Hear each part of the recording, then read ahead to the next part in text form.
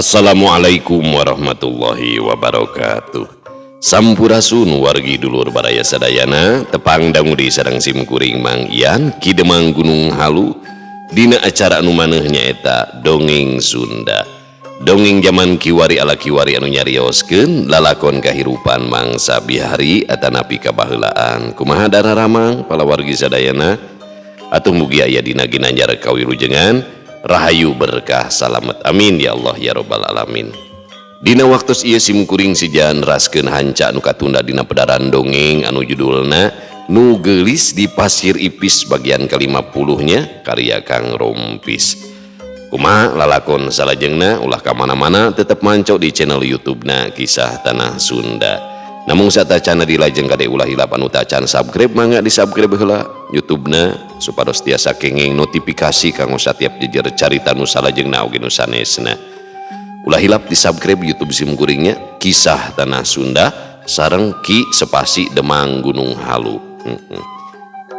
Oge nu parantos subscribe mugi ising tiasa jantan rencang nu ngahibur kepala wargi sadayana dina pedaran dongengnya kanggo ibu-ibu bari masak nyeuseuk gegerohna aktivitasnya. Bapak-bapak bari nyantai nyi kopi di rencangan kunyi Siti. Teras di padamelan di tempat konveksi bari ngajait, bari ngobras, bari motongnya di tempat cukur, di pasar, di pabrik, pokoknya mah di perjalanan, di kantorna, kum kadulu-dulu nu aya di lemur barain nu aya di kota oge di pangumbaraannya. Sareng saumpamina pala wargi ngaros kahibur ku pedaran dongeng Sunda kumargi simkuring mah teu dina radionya ngadongengna janten daya iklan daya sponsor gitu. Katami simkuring kan kaleresan aya di sisi leuweung janten saumpamina hoyong nyawer ka simkuring tah aya nomor dana atanapi kana rekeningnya. Kanggo meser kuota hese nguploadan di dieu mah jauh ka kontor jauh ka jalan. Supados teu nyangkolong tingkana waktos hayu urang sami-sami ngalajengkeun ieu lalakon Nu Geulis di Pasir Ipis bagian ke-50. Mangga kaparayun sadayana wilujeng ngadangukeun prung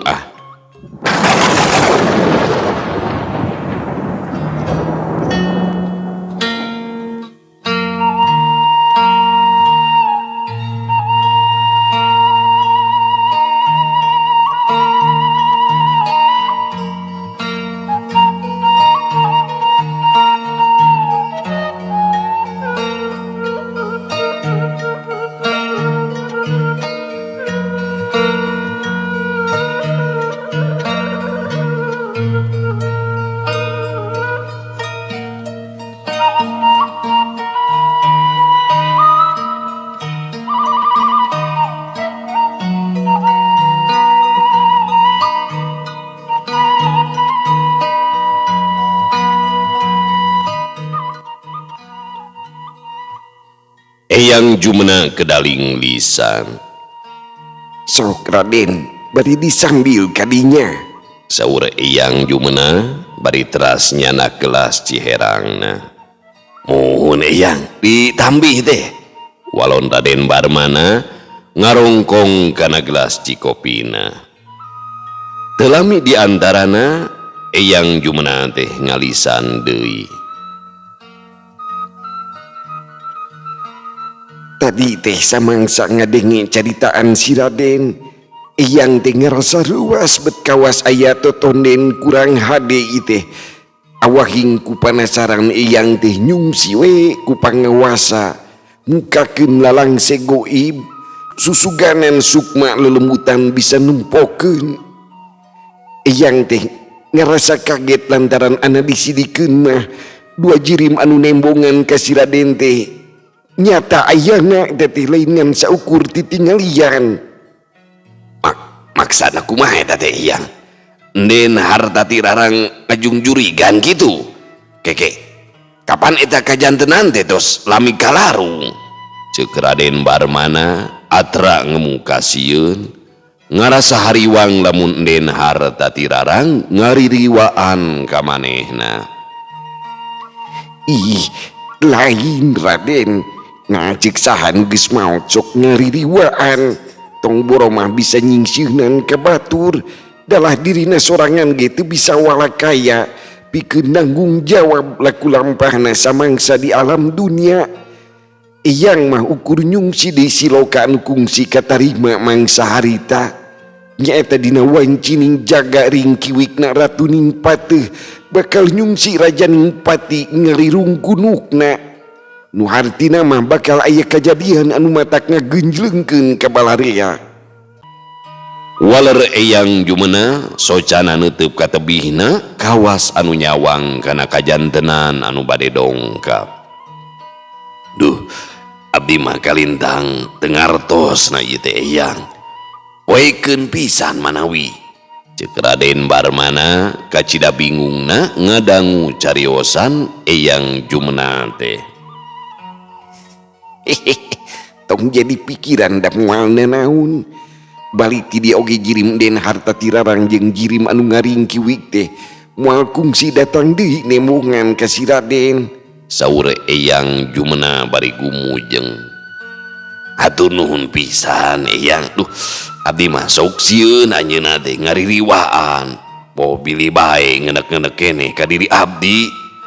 Sok sanaos ukur dipitnah oge ari teu acan kasungsi mah anu gaduh polahna.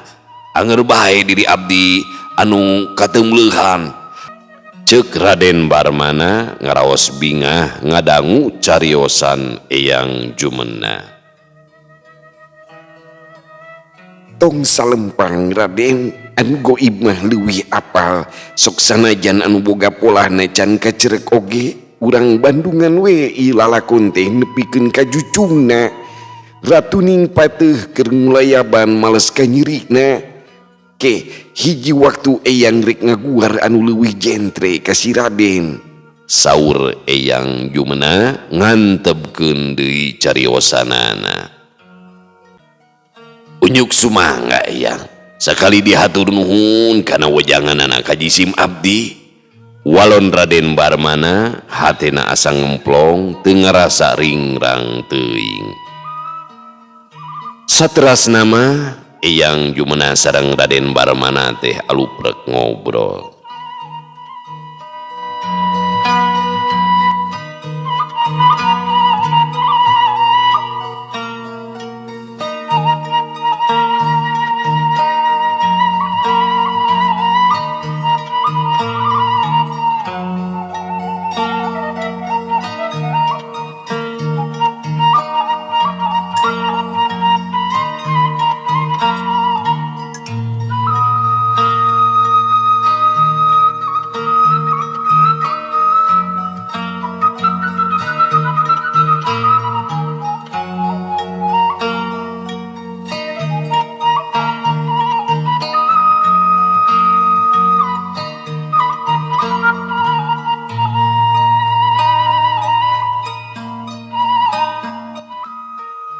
Naon anu jadi sababna nepi ka enden harta tirarang jeung enden Komalatungga bisa leupas tina kungkungan pangawasa elmu runcang jaga? Tetela basa Sudira jeung si Otang ngecerik di situ Sumilang aya 2 lauk jair nila anu disulurkeun ku eyang Lamping beunang ka kecerik harita teh. Beunang ka kecerik ku Sudira. Ceuk pamikir eyang Lamping mah asa pamohalan teuing eta lauk bisa beunang ka tewa ku jalma. Kangaranan lauk sulur kakungkung ku pangawasana eyang Lamping. Ari hartina sulur teh gaganti atawa ngagantian. Lauk sulur kacida bedana jeung lauk anu geus ilahar aya di alam manusa. Lauk sulur hamodaikeun ngakan kana eupan samangsa aya nu nguseup teh. Moal bisa katewak boh disirib atawa dikecerik lantaran eta lauk teh kacida lingasna jeung bisa ngaleungit.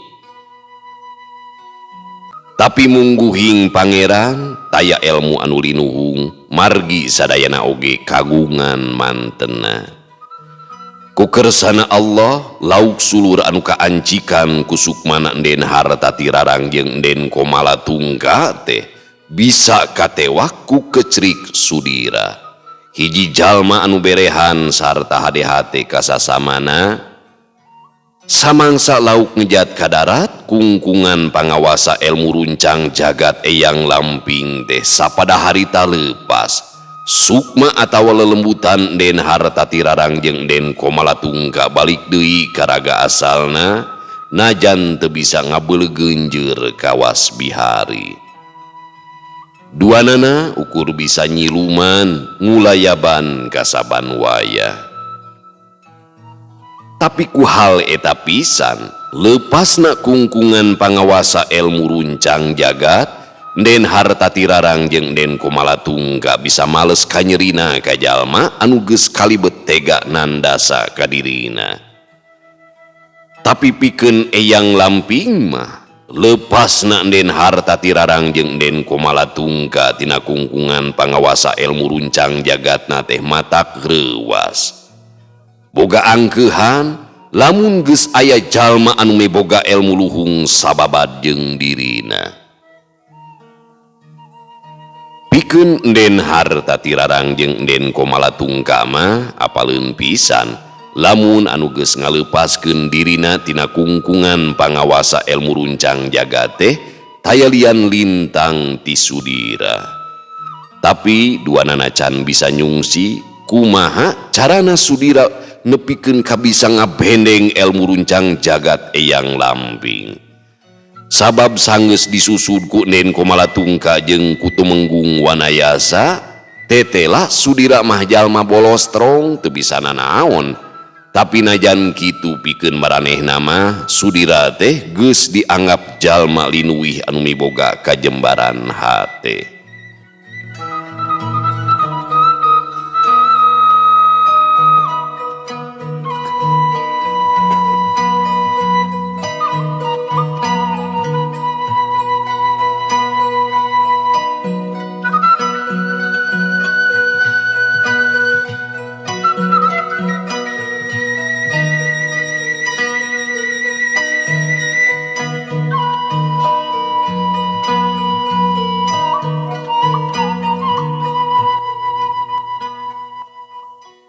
Kocapkeun deui kayaan Dewi Rarang jeung Elsa di imahna Bah Osid. Dewi Rarang jeung Elsa satu tas rengse barang daharna, duanana amitan ka Bah Osid jeung ka Ambu Entin rek balik deui ka lembur Pasir Ipis. Ari Sudira milu ka Dewi Rarang ka lembur Pasir Ipis itung-itungan teurkeun we ka bebendena. Leuwihna ti eta inyana hayang wanoh ka eyangna Dewi Rarang nyaeta Raden Raksa Manggala. Dijajab ku paneuteup Bah Osid jeung Ambu Entin sado maju lalaunan ninggalkeun lembur Pasir Angin. Urang lembur Pasir Angin memang can arapaleun ka Sudira anu geus robah tangtungan. Maranehna ukur pating polohok we ningali anu kasep jeung nu geulis ngarendeng dina sado. Sawarehna pating harewos jeung pada baturna bari panonna mah teu woleh manco kanu keur lumaku. Cacap jalan pilemuran sado teh mimiti nyorang jalan pakebonan jalana pinuh ku jujukutan. Asa teu pantes nyampiraku istri anu sakieu geulisna janten kusir. Sakedahna ge pamaget anu janten kusir mah si oleng atut geuningan. Cek Dewi Rarang bari ngeureunkeun sadona. Ari Elsa ukur nyikikik seuri ngadenge kekecapan Dewi Rarang teh. Ari Sudira meureunan asa boga rumasa pok bae nyarita. Sanes teu hoyong ngusiran sado ieu teh. Namun pun kang teh acan kantos janten kusir manawi. Muhun abdi oge apa?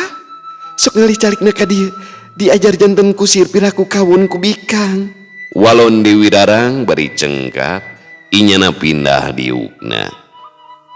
Sudira teu bisa majar kumaha inyana gancang pindah diukna ka urut Dewi Rarang.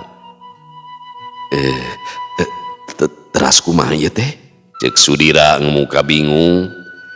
Tali kadalina kudana dikenyedkan. Walon Dewi Rarang mere nyaho ka Sudira. Tapi najan hantem dikenyed-kenyed eta kuda teh teu daekeun init Sakadang kuda kadon luak lieu kawas nu bingung kana pola kusir anyarna.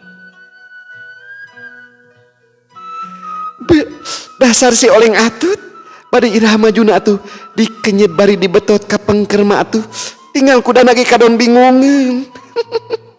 Cek Dewi Rarang bari nyikikik seuri.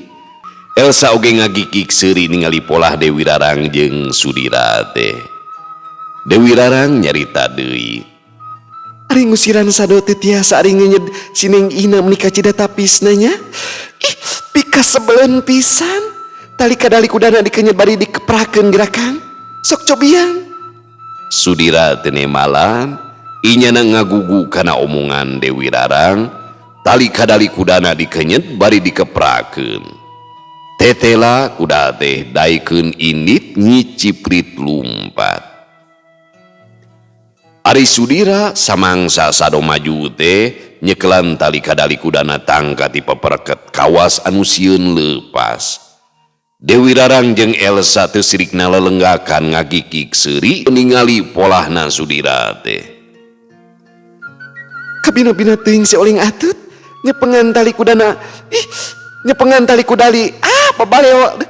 Nyepengan tali kadali kuda teh meuni tangka ti peperket kitu. Buara rasa nyepengan buntut sineng ina meureunang. Cek Dewi Rarang toleh nyabit perkara neng ina. Ari awewe nya. Tapi kan ini sih ada itu. Ayo we disebut eta neng ina. Ini model nu iklan dia nih. Nulungan gitu. Sama-sama. Kan ini gitu we. Ampun. Sudira teu nemalan ngan atra beungeutna teh bareubeung ngarasa era ku Dewi Rarang. Kalilaan mah Sudira geus mimiti bisa ngusiran sado bari dipapatahan ku Dewi Rarang. Heuleut sawatara waktu sado geus anyog ka wates lembur Cikupa, tidinya mah karimengkol ka kenca anu brasna ka lembur Pasir Ipis. Lumpat kuda tepati tarik ukur ngiciprit lantaran jalan anu kasorang jalan onderlah anu rentul ku batu.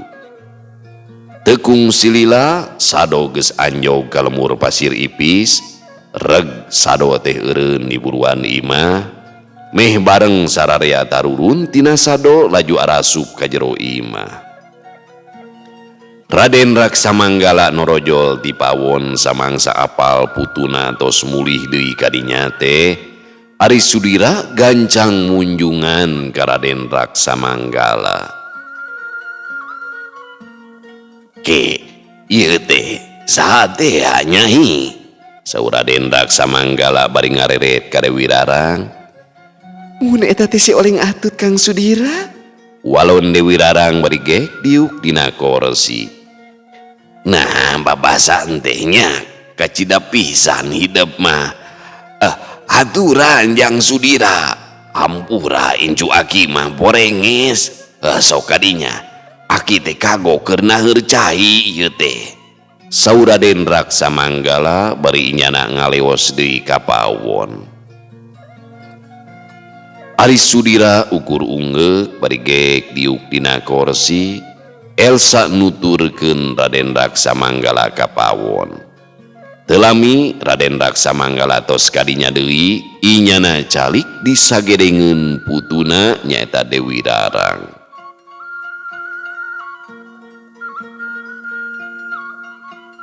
Ari kana ngaran mah aki teh geus mineng ngadenge ka Jang Sudira teh.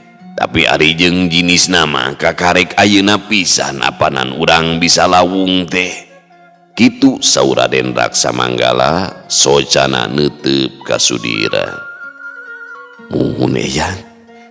Waktos ngawitan abdi ka dieu ge kaleresan eyang nuju suwung. Walon Sudira bari rengku. Nya si Nyai Dewi ge kungsi nyaritakeun ka eyang. Harita teh eyang keur ngudag sado anu mabur katonggo. Syukur pisan.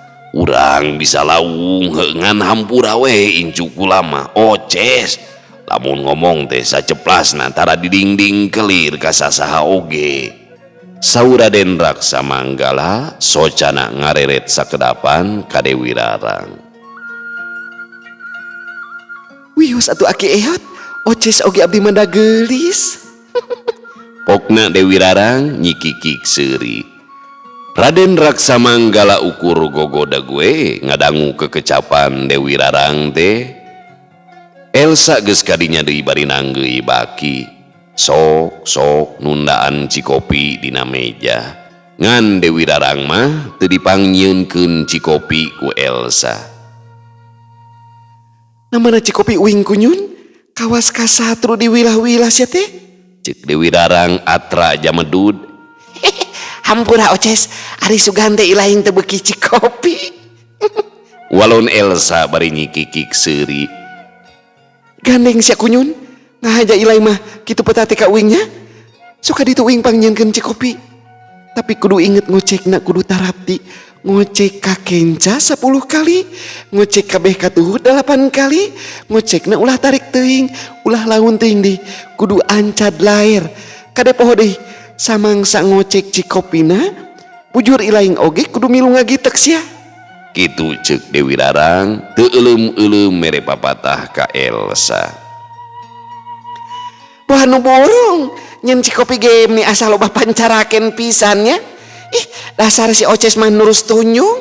Walon Elsa nyuruh tapi teu burung we inyana ngaleos deui ka pawon.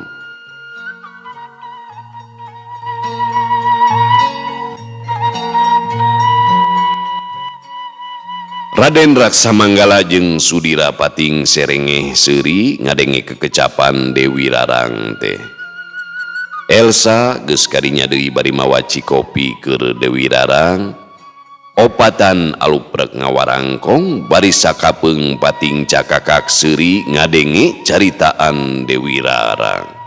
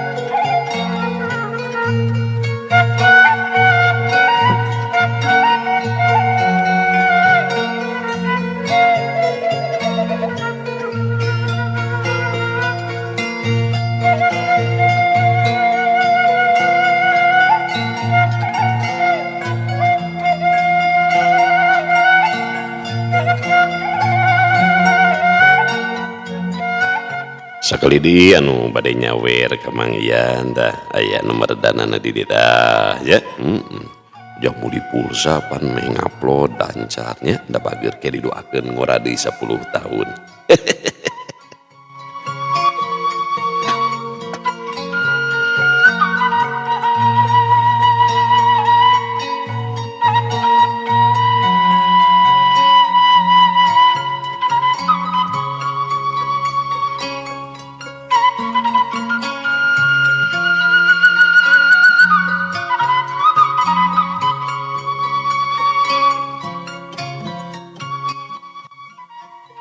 Sanggeus aya di nagarana nyaeta nagara Ulo Peteng, Nyimas Erang toleh uleng jentul inget bae ka Sudira.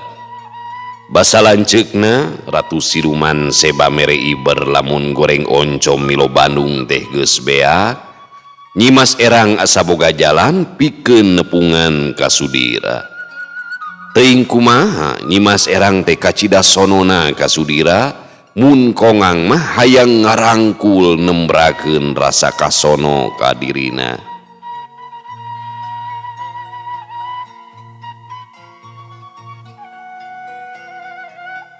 Tapi lamun ngahaja datang ka imah Sudira, Nyimas Erang ngarasa tuani, inyana inget kana papatah enden Komalatungga, lamun awewe mah kudu miboga ajen diri, teu bisa salamangsa larsuk ka imah lalaki. Inget deui kana babasan ti Enden Komalatungka, bakal runtag jagat nalika wong wadon ilang jatining ciri, hartina mah ruksakna dunya teh lamun awewe geus teu boga rasa ka era. Sajongjonan mah Nyimas Erang teh ngahuleng mikiran tareka sangkan bisa lawung jeung Sudira. Belenyi Nyimas Erang ngarenyu beungeutna dumadakan marahmai pinuh kabunga. Manehna inget ka Dewi Rarang anu keur aya di Pasir Ipis, inyana geus janji ka Dewi Rarang lamun rek datang deui ka lembur Pasir Ipis. Lah sia gawat papanggih jeung Maru. Asa kaingetan aing teh geus boga janji ka si Aceuk Dewi Rarang. Naon hesena lamun geus lawung mah arek diajakan ka lembur Pasir Angin nepungan Kang Sudira. Lintang ti si Aceuk Dewi teh aya oge si Aceuk Elsa, lamun teh mah babarengan indit ka lembur Pasir Angin moal teuing ngerasa era sabab aya batur. Kitu gerentesna hate Nyimas Erang. Kita ya sanajan jinnya ari geus bogo mah kitu we sarua jeung jelema. Nyimas Erang gancang cengka tina diukna, inyana gura-giru nepungan salah seorang punggawana rek dibawa ka alam manusia. Samemeh indit Nyimas Erang ngarobah heula tangtunganana, inyana geus make baju manusia, geus make gaun sageblus kelir beureum ati, buukna ngahaja disasak ka gigi resaware, kahandapna ngarumbai panjang sahanapeun tak-takna. Puguh bae Nyimas Erang teh beuki geulis campernik nanding widadari. Gancangna carita di wates lemur Cikupa aya kareta kuda keur maju lalaunan rek ngajugjug ka lembur Pasir Ipis. Tayalian eta teh kareta kudana Nyimas Erang anu boga maksud arek nepungan ka Dewi Rarang.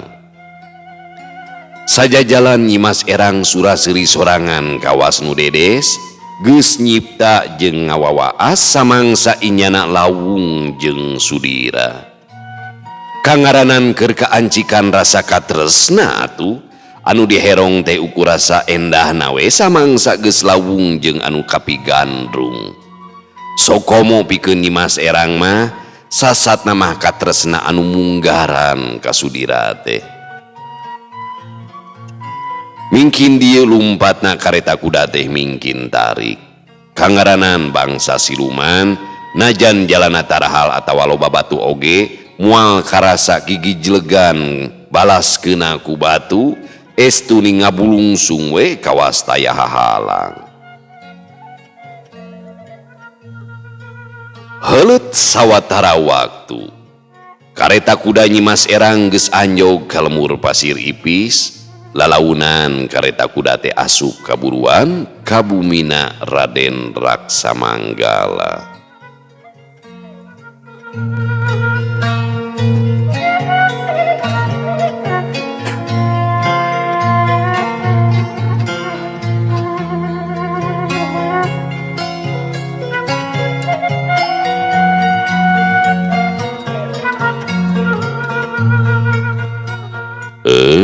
Pamiarsa sadayana waktosna parantos teu nyekapan deui.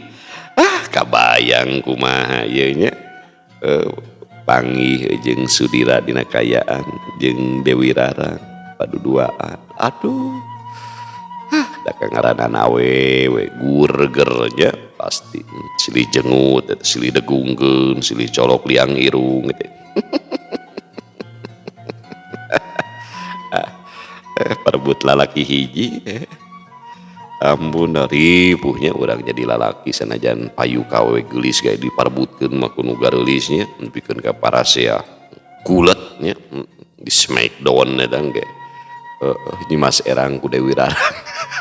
Kebayang aing kudu misah mung aing misah pasya awewe beak dibabuk ku piring ku mutu. Emang bayangkan Abi kita apal cerita aja kapayuna bakal kumaha.